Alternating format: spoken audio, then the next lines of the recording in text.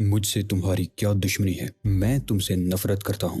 ایلمو نے سرگوشی کی۔ کیوں؟ آخر کیوں؟ اس لیے کہ تم قابل نفرت ہو۔ میں تمہیں نہیں جانتا اور میرا خیال ہے میں نے تم سے کبھی کوئی زیادتی نہیں کی، پھر تم نے مجھ سے بہت زیادتیاں کی ہیں۔ ایلمو کی سرگوشی پھنکار بن گئی۔ مگر میں تمہیں نہیں جانتا۔ تم مجھے جانتے ہو، بہت اچھی طرح جانتے ہو۔ میں تمہارا روزمرہ کا شکار ہوں، لیکن آج تم میرے شکار ہو۔ تمہارا دماغ خراب ہے، ہونا بھی چاہیے۔ ایلمو نے تائید کی۔ اور اسے تم نے خراب کیا ہے۔ کیا چاہتے ہو؟ تمہاری موت۔ یہ ایک فیصلہ کن جملہ تھا۔ مسٹر جاک نمایاں طور پر کام گیا۔ اب اسے اچھی طرح اندازہ ہو گیا تھا کہ اس کا مخاطب اس سے کس قدر شدید نفرت کرتا ہے اور اس کے ارادے در حقیقت کیا ہیں۔ وہ تہہ خانے میں آنکھیں پھاڑ پھاڑ کر دیکھ رہا تھا، لیکن اسے کوئی بھی نظر نہیں آ رہا تھا۔ ایک عصبی سے تاثر سے بھرپور کیفیت پورے تہہ خانے پر طاری تھی۔ ماحول خنک اور دہشت ناک تھا۔ مسٹر جاک نے تھر تھر کانپتے ہوئے زینے کی طرف دیکھا۔ اس کا پورا جسم ہانپنے کی وجہ سے جھٹکے لیتا ہوا محسوس ہو رہا تھا۔ تم مجھے دکھائی کیوں نہیں دیتے؟ اس نے شدید حیرت اور مایوسی کے عالم میں بالآخر وہ سوال بھی کر دیا جس نے اس کے لاشعور کو خوف سے آشنا کیا تھا۔ تمہارے زاویہ نگاہ کا فطور ہے۔ سامنے دیکھو، بالکل سامنے۔ میں تم سے صرف 3 قدم کے فاصلے پر کھڑا ہوں۔ ایلمو نے سرگوشی کی۔ اس وقت اس کی آواز بے حد خوفناک تھی۔ اچانک مسٹر جاک نے سامنے کی طرف چھلانگ لگا دی۔ اس کے دونوں ہاتھ کسی جھپٹنے والے چیتے کی طرح پھیلے ہوئے تھے۔ اگر ایلمو صرف ایک لمحے قبل وہاں سے ہٹ نہ گیا ہوتا تو مسٹر جاک کے بازوں میں یقیناً سما گیا ہوتا۔ وہ اس کے دائیں طرف کھڑا تھا۔ جیسے ہی مسٹر جاک جست لگاتے ہوئے فرش سے فضا میں بلند ہوا، ایلمو نے کمپریسر کا بٹن دبا دیا۔ آہنی چمٹوں نے اس کی کھوپڑی کچل دی۔ مسٹر جاک کسی زخمی پرندے کی طرح پھڑکتا ہوا فرش پر آ رہا۔ اس کے حلق سے خفیف سی آواز بھی نہیں نکل سکی تھی، لیکن اس کا بھاری جسم فرش سے ٹکرایا تھا تو تہہ خانے میں یوں آواز گونجی جیسے کوئی چٹان ٹوٹ کر گرنے سے پیدا ہوتی ہے۔ خدا حافظ پڑوسی، ایلمو نے کہا۔ وہ اس وقت نچلے زینے پر کھڑا تھا اور اس کی آنکھیں مسٹر جاک کو گو رہی تھی، جو جیتا جاگتا تھا اور ہڈیوں کا مغرور پہاڑ تھا اور مر گیا تھا تو بے جان ڈیر لگ رہا تھا۔ چند لمحوں تک مسٹر جاک کے بے جان جسم میں کہیں کہیں گوشت، ریشوں اور عضلات کی پڑکن سے حرکت محسوس ہوتی رہی، پھر یہ ڈیر بھی ساکت ہو گیا۔ اب ایلمو کو اس میں کوئی دلچسپی محسوس نہیں ہو رہی تھی۔ اس کے کھیل کا ایک حصہ اس کی مرضی کے مطابق ہو گیا تھا۔ ایک کھلاڑی آؤٹ ہو چکا تھا، اب اسے درندگی کے میدان میں دوسرے کھلاڑی کو بلانا تھا۔ تہہ خانہ اس مقصد کے لیے بہت مناسب تھا۔ اس نے اوپر دیکھا، ایک ہاتھ منہ پر رکھا اور مسز جاک کو پکارنے لگا۔ اس نے آواز ایسی ہی بنانے کی کوشش کی تھی کہ اس کی آوازوں پر مسٹر جاک کی آوازوں کا گمان ہوتا تھا۔ کیا بات ہے؟ اوپر سے مسز جاک نے چلا کر پوچھا۔ ذرا نیچے آؤ، ایلمو نے کہا۔ میں برتن دھو رہی ہوں۔ زندگی سے ہاتھ دھونے کے لیے آؤ ڈیئر، ایلمو نے کہا۔ یہ جملہ مسز جاک کی سمجھ میں نہیں آیا تھا۔ وہ نہ جانے کیا سمجھی تھی کہ بڑبڑاتی ہوئی تہہ خانے کی طرف آنے لگی۔ تہہ خانے کی تاریک فضا سے ایلمو نے سیڑھیوں کی طرف دیکھا۔ ایک طویل نسوانی سایہ پہلے زینے سے آخری زینے تک کسی فرشی خاکی کی طرح نظر آ رہا تھا۔ وہ بالآخر زینے پر کھڑی تھی اور عقب سے بلب کی روشنی کے باعث اس کا سایہ تہہ خانے میں نیچے تک پھیلا ہوا تھا۔ ایلمو جس جگہ کھڑا تھا وہاں سے مسز جاک اسے دکھائی نہیں دے رہی تھی، لیکن وہ اس کا سایہ دیکھ کر اندازہ لگا سکتا تھا کہ پڑوسن قدرے تذبذب کا شکار ہو گئی ہے۔ ہو سکتا ہے وہ ایک ایسی عورت رہی ہو جو تہہ خانے میں اترنا پسند نہ کرتی ہو، یا پھر شاید تہہ خانے میں خلاف معمول اندھیرا دیکھ کر اس کے قدم تھم گئے ہوں۔ جاک، اس نے اوپر کھڑے کھڑے اپنے شوہر کو پکارا۔ جواباً ایلمو نے حلق سے ایسی غراہٹ نکالی جیسے اس نے ویٹ اٹھا رکھا ہو۔ نیچے اندھیرا کیوں ہے؟ ایلمو نے بھاری آواز میں کہا۔ نیچے تو آؤ۔ وہ آہستہ آہستہ سیڑھیاں اترنے لگی۔ اس کے پیروں میں سینڈل تھے۔ اونچی ایڑی کے سینڈلوں کی ٹک ٹک سے تہہ خانے میں نغمگی سی گل گئی۔ ایلمو اس موسیقی سے دل ہی دل میں لطف اندوز ہونے لگا۔ وہ بے چینی سے اس کے نیچے آنے کا انتظار کر رہا تھا۔ چند سیڑھیاں اتر کر وہ رک گئی۔ اب وہ آنکھیں پھاڑ پھاڑ کر نیچے دیکھنے کی کوشش کر رہی تھی۔ ایلمو اب نچلے زینے پر ایک طرف کھڑا تھا۔ روشنی سے مانوس مسز جاک کی آنکھیں اندھیرے میں کچھ دیکھنے سے قاصر تھی۔ وہ کچھ دیر کھڑی دیکھتی رہی، پھر مزید سیڑھیاں اتر کر نچلے زینے پر قدم رکھ دیا۔ ایلمو نے سانس روک لی۔ وہ چاہتا تھا کہ مسز جاک تہہ خانے کے فرش پر پہنچ جائے، لیکن جب وہ وہیں کھڑی رہی تو اسے خدشہ لاحق ہوا کہ کہیں وہ خطرے کی بو سونگھ کر واپس نہ چلی جائے۔ وہ بے آواز قدموں سے مسز جاک کے قریب سے گزر کر اوپر چلا گیا اور پھر اس نے تہہ خانے کا فرشی دروازہ بند کر دیا۔ دروازہ بند ہونے سے تہہ خانے میں اندھیرے کی چادر مزید بوجھل ہو گئی۔ ایلمو کا دل شدت سے دھڑک رہا تھا۔ اسے اس ریشمی اندھیرے میں سانسوں کی سرسراہٹ سے عجیب قسم کا احساس ہو رہا تھا۔ اس احساس احساس نے اس کے انتقام کی آگ مزید تیز کر دی۔ جاک، مسز جاک نے تیز سرگوشی کی۔ فکر مت کرو ڈیئر، جواباً ایلمو نے بھی سرگوشی کی۔ عقب سے آواز سن کر مسز جاک چونک پڑی۔ یہ آواز سیڑھیوں کے بالائی حصے کی طرف سے آئی تھی، جبکہ اس کے شوہر کو تہہ خانے کے اندرونی حصے سے جواب دینا چاہیے تھا۔ ایلمو اب تاریکی کا حصہ بنا ہوا تھا۔ وہ مسز جاک سے 2 زنوں کے فاصلے پر تھا۔ ممکن ہے وہ اس کی سانسوں کی آواز سن رہی ہو، کیونکہ اس بار وہ بولی تھی تو اس کے لہجے میں خوف کا تاثر تھا۔ کون ہے؟ وہ سہمی ہوئی آواز میں بولی۔ تمہارا پڑوسی۔ کون پڑوسی؟ مسز جاک نے گھبرا کر پوچھا۔ وہی جو تم دونوں کو بے حد پسند کرتا ہے، ایلمو نے کہا اور ہنس پڑا۔ تم نے تہہ خانے کا دروازہ کیوں بند کر دیا؟ ابھی بتایا تو ہے۔ ایلمو نے اس کا مضحکہ اڑایا۔ وہ ایک طویل سانس لے کر رہ گئی۔ خوف کی ایک چپکلی اس کی ریڑھ کی ہڈی سے چپک گئی تھی اور آہستہ آہستہ رینگتی ہوئی اس کی پوری ہستی پر خوف کا تاثر بکھیرنے لگی تھی۔ جاک، وہ پلٹ کر چیخ پڑی۔ جاک، تم کہاں ہو؟ ایلمو کے حلق سے ایک خونخوار قہقہا ابل پڑا۔ وہ ہم سے بہت دور جا چکا ہے۔ کہاں؟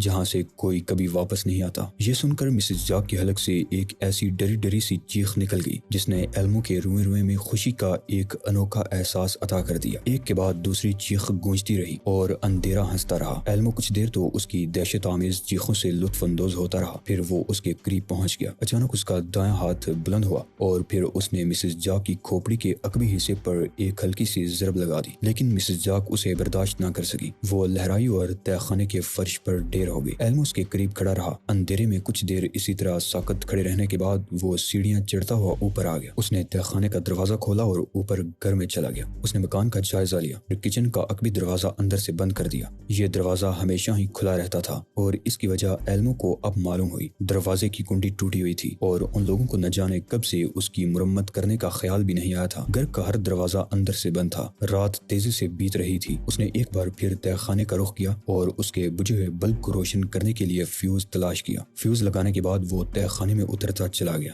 جہاں مسز جاک اب بھی بے ہوش پڑی تھی۔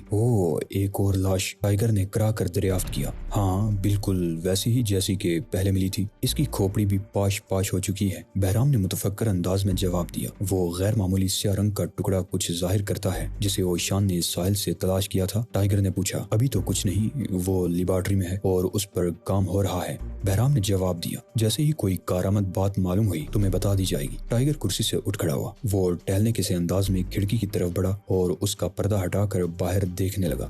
وہ ایک ایسے ہوٹل میں منتقل ہو گیا تھا جو شہر کے وسط میں واقع تھا۔ اتفاق سے یہ ہوٹل اس ہوٹل سے قریب ترین تھا جہاں شہزادی سارا رہتی تھی۔ اوشان کمرے کے وسط میں ایک چٹائی پر ساکت بیٹھا تھا۔ کمل کے آسن میں اس کا انداز نشست ہمیشہ پروقار ہوتا تھا۔ اس کے چہرے پر بے پناہ سکون تھا۔ بہرام کے چہرے پر جس قدر کشیدگی تھی، اسے اوشان کے چہرے سے موازنہ کرنے سے انسان کو عجیب سے متضاد احساسات کا شکار ہونا پڑتا۔ اگرچہ اوشان نے بہرام اور ٹائیگر کے درمیان ہونے والی تمام باتیں سن لی تھی، لیکن اس نے ایک بار بھی آنکھیں نہیں کھولی تھی اور نہ ہی ان کی باتوں میں مداخلت کی تھی۔ یوں محسوس ہوتا تھا جیسے وہ خود کو اس کمرے ہی میں نہیں بلکہ پوری دنیا میں تنہا محسوس کرتا ہو اور اس کے علاوہ آس پاس دور دور تک کسی اور زیرو کا نام و نشان تک نہ ہو۔ میں حیران ہوں کہ یہ کیا ہو رہا ہے، بہرام بڑبڑایا۔ سارے جہاں کا درد اپنے سینے میں رکھیں گے تو ایسا ہی ہوگا، ٹائیگر نے کھڑکی سے پلٹے بغیر کہا۔ اس کی نگاہ اس ہوٹل پر جمی ہوئی تھی جہاں شہزادی سارا مقیم تھی۔ اس کا جی چاہ رہا تھا کہ وہ شہزادی سارا سے ملنے جائے، لیکن بہرام نے ایک نئی لاش کی خبر دے دی تھی۔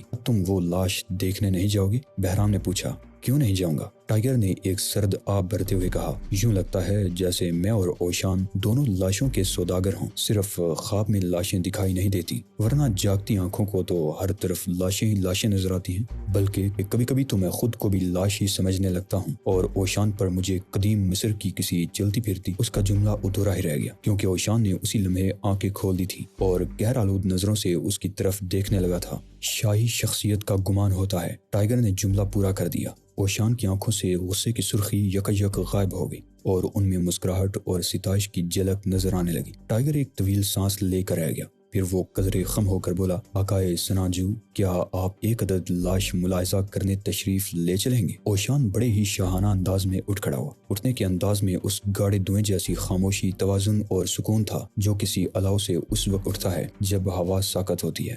کس کی لاش ہے؟ اس نے دریافت کیا۔ ٹوٹی ہوئی کھوپڑی والی ایک انسانی لاش۔ بہرام نے کہا۔ وہ کون تھا؟ ایک ہیوی ویٹ چیمپئن۔ ممکن ہے یہ رقابت کا معاملہ ہو چیف، ٹائیگر نے خیال آرائی کرتے ہوئے کہا۔ ہمیں اس لاش کی کھوپڑی کو نظر انداز نہیں کرنا چاہیے، بہرام نے ٹھوس لہجے میں کہا۔ اس سے پہلے جو لاشیں پائی گئی ہیں وہ جرائم پیشہ لوگوں کی تھی، جبکہ یہ شخص صرف اپنے گھر اور رنگ میں نظر آنے والا آدمی تھا۔ اوشان نے اس بات میں سر ہلایا اور دروازے کی طرف چل دیا۔ ٹائیگر اس کے پیچھے تھا۔ بہرام نے ایک طویل سانس لی اور تھکے تھکے سے انداز میں خود کو ایک آرام کرسی پر گرا دیا۔ ٹائیگر نے جائے واردات سے کچھ فاصلے پر کار روک دی اور اوشان کے ساتھ نیچے اترایا۔ اوشان اس وقت بڑے ہی خوشگوار موڈ میں تھا۔ اچانک ان دونوں کو ایک نوجوان نظر آیا۔ یہ چھوٹے قد کا کمزور اور سہما سہما نوجوان تھا، جس کے چہرے پر برستی ہوئی یتیمی دور سے ہی نظر آ رہی تھی۔ یہ نوجوان اس مکان کے برابر والے مکان سے نکل رہا تھا جس میں وہ خوفناک واردات ہوئی تھی۔ نوجوان نے گتے کا ایک ڈبہ اٹھا رکھا تھا۔ ڈبہ اتنا وزنی تھا کہ وہ اس کے بوجھ سے جھکا جا رہا تھا۔ وہ یہ ڈبہ اٹھائے ایک کار کی طرف بڑھ رہا تھا جو دروازے کے سامنے سڑک کے کنارے کھڑی تھی۔ جب وہ کار سے چند قدم کے فاصلے پر پہنچا تو اس کے قدم لڑکھڑا گئے، وہ گرنے لگا۔ ٹائیگر نے جلدی سے بڑھ کر اس کا وزنی ڈبہ تھام لیا۔ مسکین صورت والا نوجوان بوجھ ہٹتے ہی خود کو سنبھالنے میں کامیاب ہو گیا۔ ٹائیگر وہ ڈبہ اٹھائے کار کی طرف بڑھا اور ڈبے کو گاڑی میں رکھ دیا۔ نوجوان بری طرح ہانپ رہا تھا۔ اس نے قریب آ کر ٹائیگر کا شکریہ ادا کیا۔ کوئی بات نہیں، ٹائیگر نے خوش دلی سے کہا۔ کیا تم یہ مکان چھوڑ کر جا رہے ہو؟ ہاں جناب، نوجوان نے ماتھے سے پسینہ پونچھتے ہوئے جواب دیا۔ اس علاقے میں جرائم کی تعداد روز بروز بڑھتی ہی جا رہی ہے اور رہائش کے سلسلے میں یہ علاقہ بے حد مخدوش محسوس ہونے لگا ہے، خاص طور سے میرے پڑوس میں جو کچھ ہوا ہے اس کے بعد سے یہاں رہنا محال ہے۔ کیا تم ان لوگوں کو اچھی طرح جانتے ہو؟ ٹائیگر نے پوچھا۔ ایلمو نے نفی میں سر ہلا دیا۔ زیادہ نہیں، بس کبھی کبھی الیکس ضرور ہو جاتی ہے۔ آپ تو پڑوسیوں کی عادات سے واقف ہی ہوں گے۔ آج کل لوگ ایک دوسرے سے زیادہ گلنا ملنا پسند نہیں کرتے۔ اس نے افسوس کے اظہار میں سر کو منفی جنبش دی، جیسے صورتحال سے مایوس ہو گیا ہو۔ اوہ، کس قدر خوفناک واقعہ ہوا ہے، میرے تو رونگٹے کھڑے ہو گئے ہیں۔ اگر برابر والے گھر میں قتل کی واردات ہو جائے تو کس قدر خوف آتا ہے۔ اس نے ایک جرجری سی لی۔ قتل؟ ٹائیگر نے دہرایا۔ میرا خیال ہے پولیس نے اسے ایک تحقیق طلب موت قرار دیا ہے۔ میں نہیں جانتا کہ پولیس نے اس سلسلے میں واردات کو کیا نام دیا ہے۔ فیلس مسٹر جا کی بیوہ، ایلمو نے ایک جرجری سے لے کر کہا۔ آس پاس کے ہر آدمی کو بتا رہی تھی کہ اس کے شوہر کو قتل کیا گیا ہے اور خود اس کے ناموس کی توہین کی گئی ہے۔ اگرچہ ایلمو نے مسز جاگ پر بیت جانے والے سلسلے میں مہذب ترین الفاظ استعمال کیے تھے، لیکن ٹائیگر یہ محسوس کیے بغیر نہ رہ سکا کہ اس کے انداز میں چٹخاری کی جھلک تھی۔ اسے اس بے ہنگم سے نوجوان پر بڑا ترس آیا، کیونکہ وہ اپنی ظاہری شخصیت سے ایک ایسا آدمی تھا جس کی طرف دیکھنا بھی کوئی عورت گوارا نہیں کر سکتی۔ ٹائیگر یہ سوچے بغیر نہ رہ سکا کہ یہ نوجوان بڑی ہی بور زندگی گزار رہا ہوگا۔ کیا تم نے کل رات شور بھی سنا تھا؟ ٹائیگر نے پوچھا۔ نہیں، میں نے کچھ نہیں سنا، ایلمو نے جواب دیا۔ میں بہت جلدی سو جانے کا عادی ہوں، اس کے علاوہ مجھے بہت گہری نیند آتی ہے۔ فلس کا کہنا ہے کہ وہ بری طرح چیختی چلاتی رہی تھی، لیکن میری نیند اجاٹ نہیں ہو سکی۔ مجھے اس حسین عورت کے ساتھ ہونے والے حادثے کا بے حد افسوس ہے۔ ممکن ہے تمہاری آنکھ کا نہ کھلنا تمہارے لیے خوش قسمتی کی علامت بن گیا ہو، ٹائیگر نے مسکرا کر کہا۔ اگر تم اٹھ جاتے تو شاید اس بے رحم قاتل کے دوسرے شکار تم ہی ہوتے۔ نوجوان یہ سن کر نمایاں طور پر کانپ گیا۔ مجھے اپنی پیکنگ مکمل کرنی ہے جناب، اس نے گھبرائی ہوئی آواز میں کہا اور جانے کی اجازت چاہی۔ ٹھیک ہے، جاؤ، شکریہ۔ ٹائیگر اوشان کی طرف بڑھ گیا جو پڑوسن کے دروازے کے سامنے کھڑا اس کا انتظار کر رہا تھا۔ اوشان وہاں کھڑا انہی دونوں کی طرف دیکھ رہا تھا۔ جب ٹائیگر اس کے قریب پہنچا تو اس نے کہا، یہ چھوٹا سا نوجوان اپنے پڑوسیوں کو پسند نہیں کرتا۔ پڑوسیوں کو آج کل کے دور میں کون پسند کرتا ہے؟ ٹائیگر نے اس کی بات ہنسی میں اڑا دی۔ آؤ مسز جاگ سے ملنے، لاش تو غالباً پولیس لے جا چکی ہے۔ شوہر کی افسوسناک موت کے باوجود فلس نے لباس کے انتخاب میں کسی قسم کی کوتاہی نہیں کی تھی۔ غالباً اسے شروع ہی سے احساس تھا کہ اس حادثے کے باعث وہ پولیس کے اعلیٰ افسران، اخباری نمائندوں اور پورے محلے کی نگاہوں کا مرکز بن جائے گی۔ اس کی آنکھوں اور چہرے سے غمزدہ ہونے کا احساس تو ہوتا تھا، لیکن وہ بڑے دل گردے والی اور بے نیاز قسم کی عورت تھی۔ اس نے جو لباس پہن رکھا تھا وہ کسی طرح بھی کسی بیوہ کے لیے موزوں نہیں تھا، اس لیے اوشان نے اسے دیکھتے ہی منہ بنا لیا تھا اور اس نے اپنی مادری زبان میں جو کچھ کہا تھا، لہجے سے مسز جاگ یہی سمجھی ہوگی کہ یہ بوڑھا اس سے ہمدردی کا اظہار کر رہا ہے، لیکن ٹائیگر جانتا تھا کہ اوشان کیا کہہ رہا ہے۔ تمہارے ساتھ جو کچھ ہوا وہ بہت کم تھا۔ ٹائیگر نے گہری نظر سے فلس کا جائزہ لیا۔ فلس بھی اسے گہری نگاہ سے دیکھ رہی تھی۔ انداز ایسا ہی تھا جیسے دونوں نظروں میں ایک دوسرے کے دل میں جھانک رہے ہوں۔ اوشان کی تیوریوں پر پڑے ہوئے بل مزید گہرے ہو گئے۔ تم کیا چاہتے ہو؟ مسز جاگ نے دریافت کیا۔ اس کی نگاہوں میں ٹائیگر کے لیے پسندیدگی کے اثرات تھے۔ یہ کوئی غیر معمولی بات نہیں تھی، کیونکہ ٹائیگر کی شخصیت میں ایک طرح کی نسوانیت بھی تھی۔ یہ نسوانی تاثر اس نے خصوصی مشقوں کے ذریعے اپنے آپ میں پیدا کیا تھا۔ یہی وجہ تھی کہ جب وہ مخصوص انداز اختیار کرتا تو خواتین کے دلوں میں اس کے لیے لطیف ترین جذبات ضرور پیدا ہو جاتے۔ ہم تمہارے شوہر کے سلسلے میں آئے ہیں، ٹائیگر نے جواب دیا۔ مسز جاک نے مزید توجہ سے ٹائیگر کی طرف دیکھا۔ اب وہ یوں دیکھ رہی تھی جیسے جائزہ لے رہی ہو کہ وہ اس کے شوہر کے سلسلے میں کیوں آیا ہے۔ اگر وہ یہی سوچ رہی تھی تو اس کا سوچنا بجا تھا، کیونکہ پولیس سارا کام نمٹا کر لاش لے جا چکی تھی اور وہ کچھ ہی دیر قبل اخباری نمائندوں کو فارغ کر کے اندر آئی تھی کہ ان دونوں نے اطلاعی گھنٹی بجا دی تھی۔ کیا تم پولیس کے کوئی افسر ہو؟ اس نے دریافت کیا۔ ٹائیگر کی ہونٹوں پر مسکراہٹ آ گئی۔ ہمارا معاملہ اس شخص سے ہے جس نے تمہارے شوہر کو قتل کیا ہے۔ بہت سے دوسرے لوگوں کی طرح مسز جاک نے بھی اس کے جواب پر غور نہیں کیا، بلکہ اس جواب سے یہ نتیجہ اخذ کیا کہ اس کا تعلق پولیس سے ہے۔ اس نے رخ پھیر کر اوشان کی طرف دیکھا۔